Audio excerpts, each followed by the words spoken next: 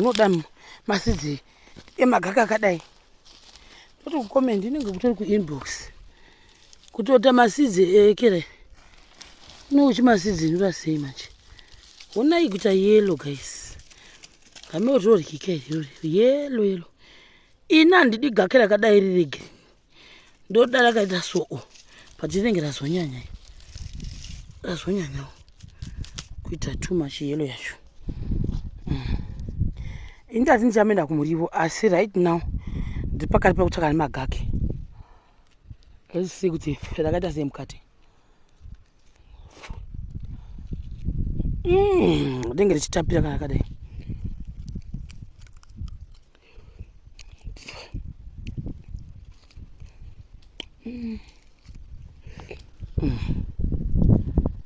Kumenya mazino.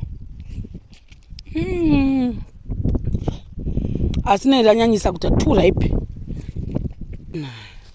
Wona kunaka mukoko, wona kunaka mukoko, iwe dzoka kumashure iwe irakarumwa kudai handizozi kuti chararumwanisa kana nditoriri mazina emazino ei muchimaona vanhu vaMwari izino rei handitombotibatikana toda kutobva pano pamutiko kana ndatoya pateritori yechimwe chimukawo tanzi ndakumurivo asi izvozvi ndotokohwa magake. Mwari tibatsire usava nemweya weconfusion. Mwari tibatsire usava nemweya wekudzungaira. Iyo ndozoita kuti handishaiwa success muupenyu.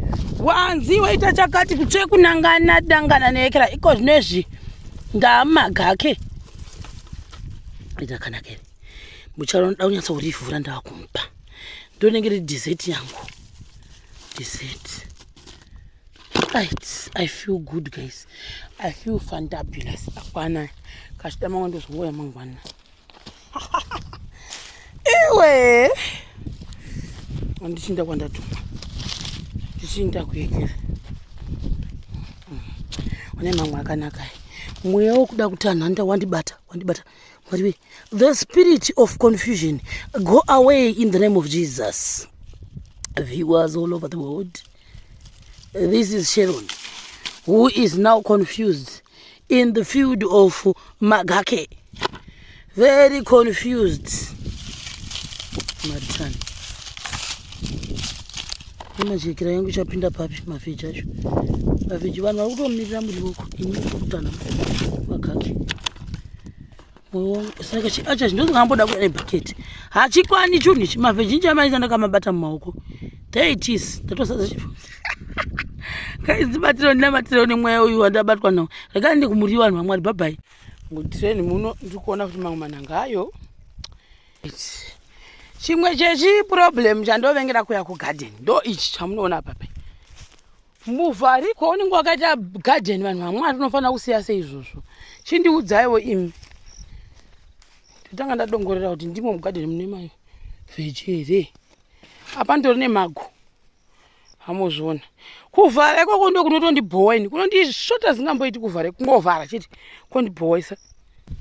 Let's enter. I am very defeated.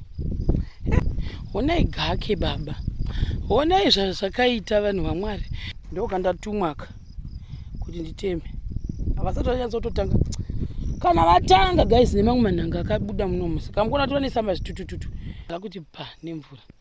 Now that's the garden yavo iyo yavari kumborima zvekujegera but kuona kuti mivheji iri kutanga iyo kutotanga kuti mamuwani vachikondisa kusvika kugedhuku unonyangadzwa zingatomboiti nekudiridza ndopanozotiza kumusha paya vanhu ngatitave masaidzi ose vanhu vaMwari the good and the bad of kugara kumusha kushanda you have to work if you want to eat so let's see.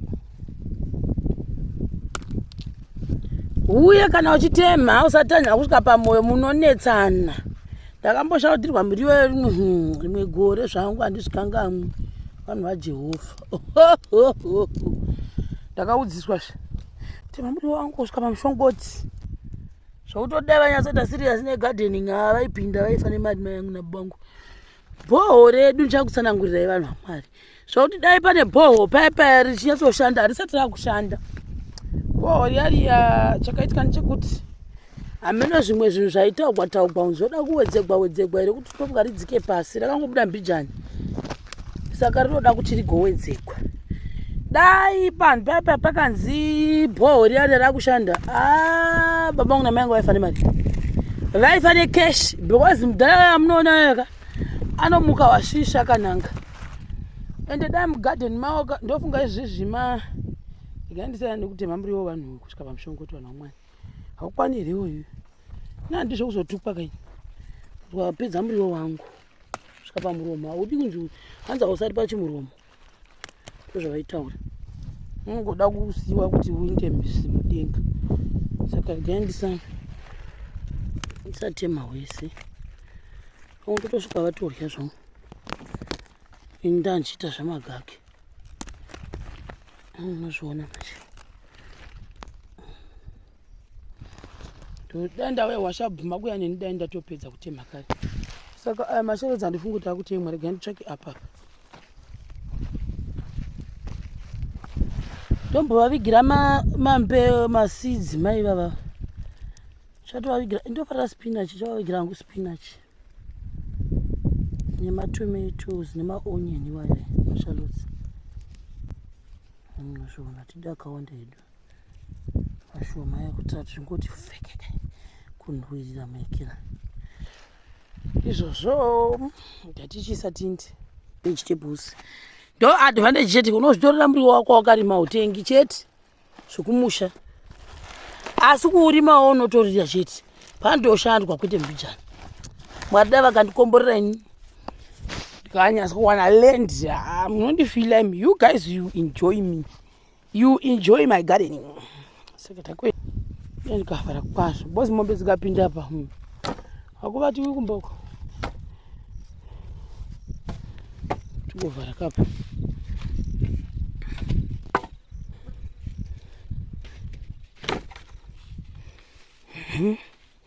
Ndotora zimazitanda akakurosa.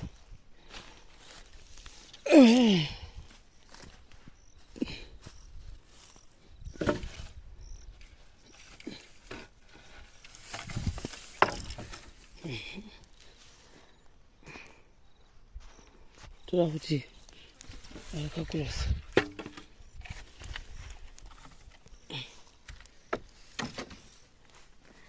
Tandina kuvhara iyi. Ndizvo ndatora ese matanda. That's it. Ndavhara. I have closed. Thank you very much. From the garden. Right, ako kaboiled one. Toya hapo kuziisa kuti tichipakurwa manje. Ndo kashaloti takaisa. Kashaloti ako. Right.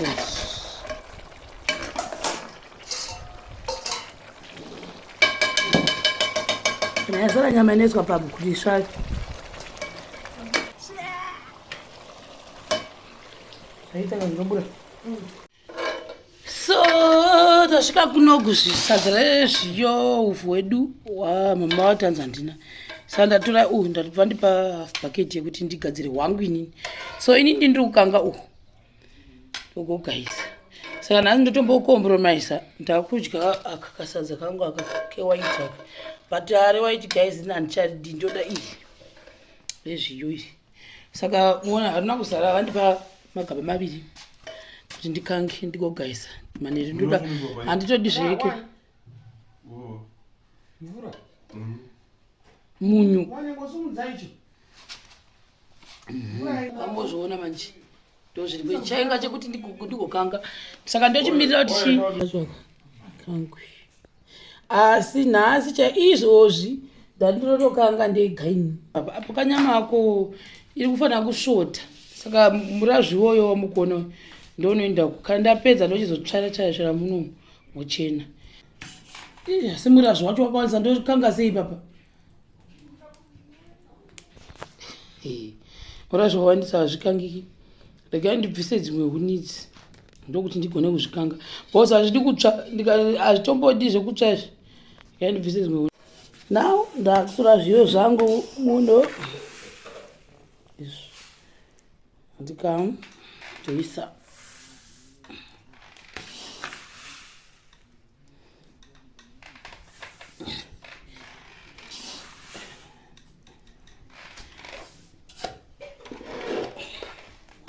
Kutsha nasi.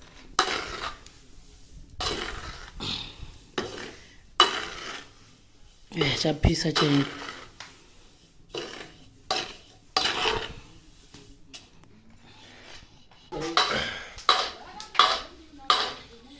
So guys, with people, ndini tapedza kubika, tapedza kudi. Now takuweke.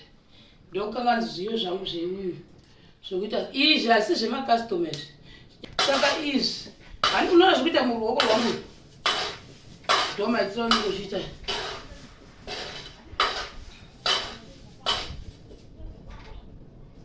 Pane kasinero kandiri kuda. Tikasvike.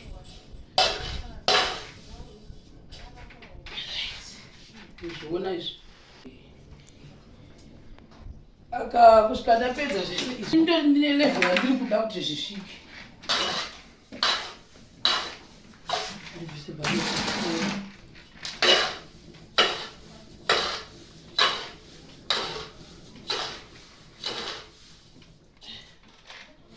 Tasa hundi. Ndo inenge da kubva kuti sadza ugone kukwanise kurirya. Chotodziya chindiro zvacho.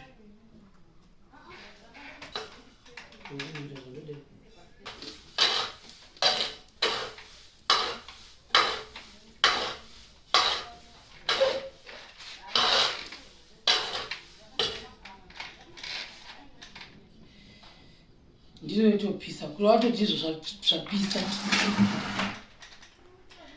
Aita ndiseo nikocha mabhaketi vanhu vamwari anoda kugarika. Unoziva.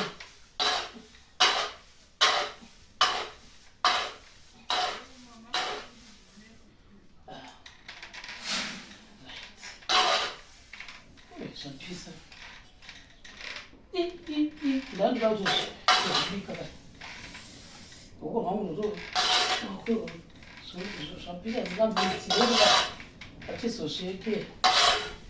Achizozvidzika uye.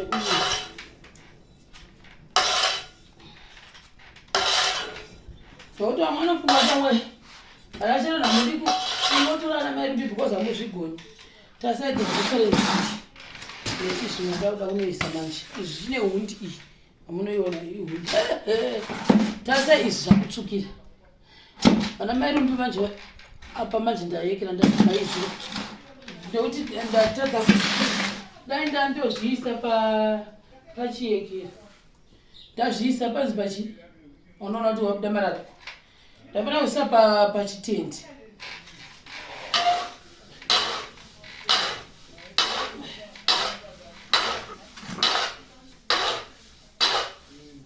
Kusvika waita wakufunika yamahundi.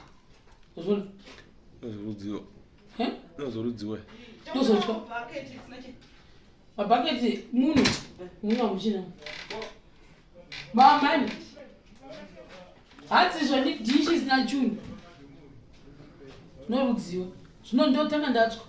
Ndikapedza kutswa ndozvaudzwa. Saka ndikuti ndabhaizira pakuti. Ndapera ndapedza nditi. Ndaifana kunge ndazisa pasi zvararohwa nemvura. Andisazokuti ndidi. Ndoti ndiremera ndinondosvika.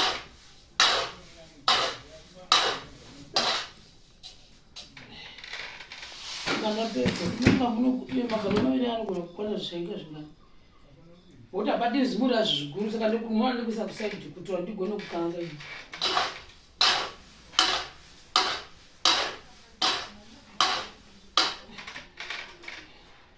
Into bude. Ndafana kutora nhumwa padhuku. Ndakuya nedhuku.